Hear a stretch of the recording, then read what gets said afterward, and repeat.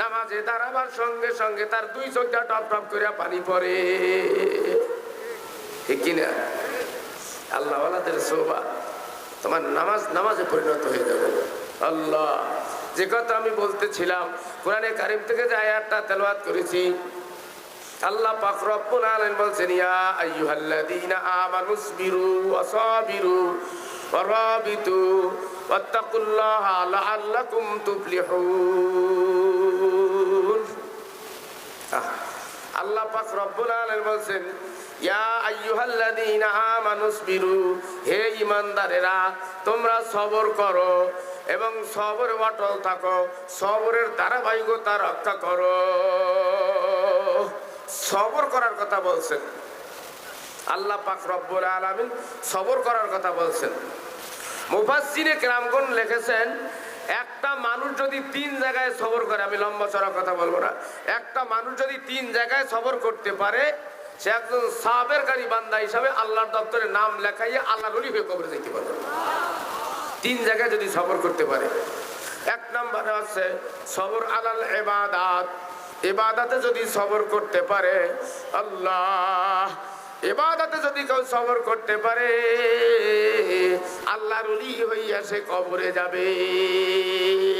ইবাদতে সবর, যে কোনো ইবাদত সবরের সাথে করতে হবে।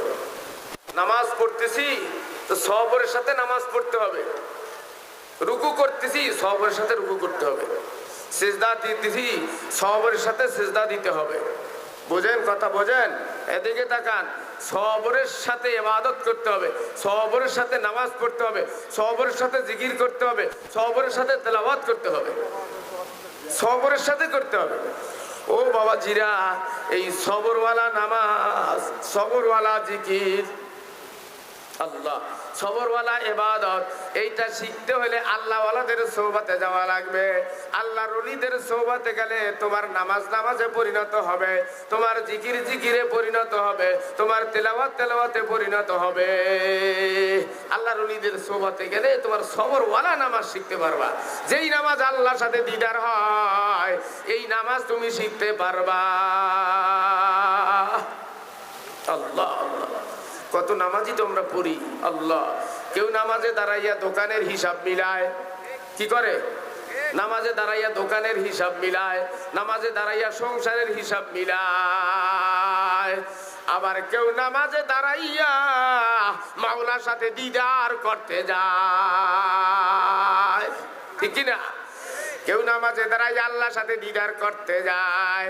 ও বাবা জিরা, কারো নামাজে দাঁড়াইয়া যদি তার চোখটা 2 ফোঁটা পানি পড়ে, সে যেন মনে করে তার মাওলার সাথে তার দিদার হইয়া গেছে। এই সবরওয়ালা নামাজ শিখতে হলে আল্লাহ ওয়ালাদের সোহবতে যাওয়া লাগে।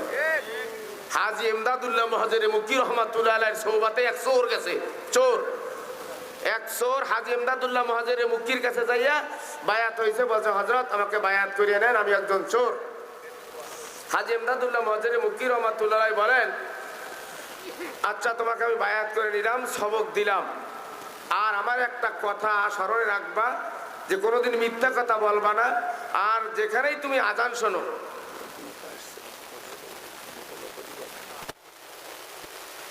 আচ্ছা নেন কথা বল।